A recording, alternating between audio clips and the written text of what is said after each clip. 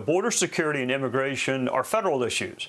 Immigration is mentioned in the Constitution, and 17 states share a border with another country. We can't have 50 different immigration policies and 17 different approaches to border security. But what if the federal government isn't doing its job? What if the border isn't secure and the federal government doesn't follow its own laws? It's not just people with asylum claims. It's smugglers and human traffickers and drugs and weapons and terrorism. It's also people here unlawfully committing serious and deadly crimes. Sovereign nations need secure borders. Strong countries enforce their laws. And the federal government needs to do its job, or someone else will. Governors Greg Abbott and Ron DeSantis are highlighting these issues by sending migrants to New York and Chicago and D.C. and even Martha's Vineyard. And now there are threats to sue the governors and calls for criminal probes. Some want to remove the governors from office, but not remove people here unlawfully. Joining us now is the former DHS Secretary, Chad Wolf. Mr. Secretary, thank you for joining us. Your successor, Alejandro Mayorkas, said the border is secure. How would you describe it? Well, Trey, thanks for having me on. I would say that the border is anything but secure. There is no operational control over that border. And why do I say that? Because we continue to see month after month really astronomically high numbers, over 200,000 illegal apprehensions and over 900,000 gotaways this fiscal year that's ending in about a month from now. And so when you have that much unlawful and uncontrolled migration coming across that southern border, you have no control over it. You don't know who's entering and who's not. And you can just point to a couple other numbers, right? The number of known and suspected terrorists that they're apprehending at that border is going up each and every month. 12 of them in the month of August alone, and 68 thus far this fiscal year. So the numbers continue to get worse with the Biden administration because they simply are not doing one fundamental thing, and that is enforcing the law and bringing deterrence into that system. If individuals are not afraid of getting caught because they're getting released into the country and never removed, well, guess what? You're going to continue to see these numbers that we do every day.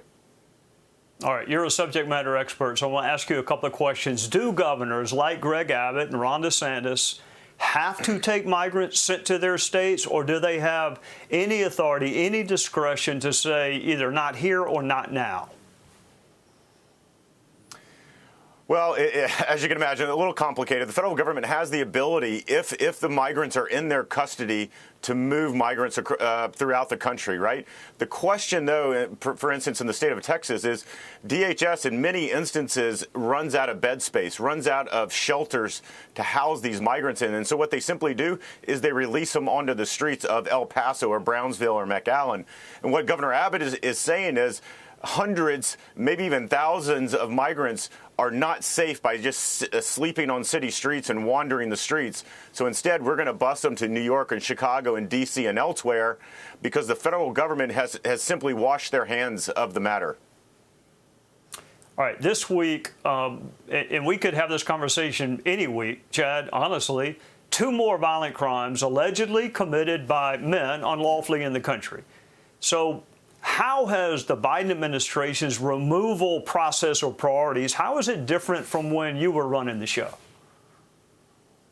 Well, everything is different.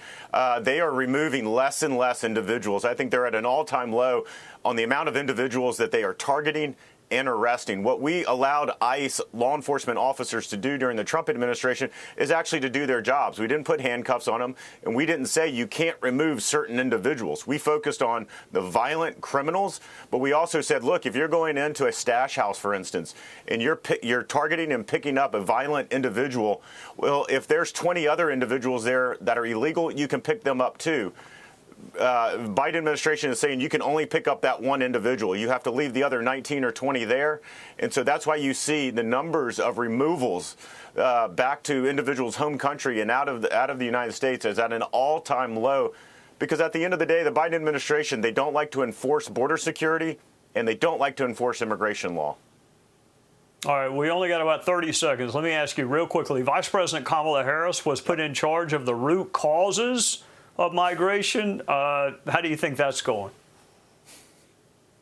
I think she's been a complete disaster, not only for the root causes, but, if she's a border czar, I'm not really sure what her job is at the end of the day. But what we know is individuals from Central America and Mexico are about 35 to 39% of the individuals coming across that border. So if she wants to focus on the root causes of migration, well, guess what? She's only really tackling about 40% of the problem.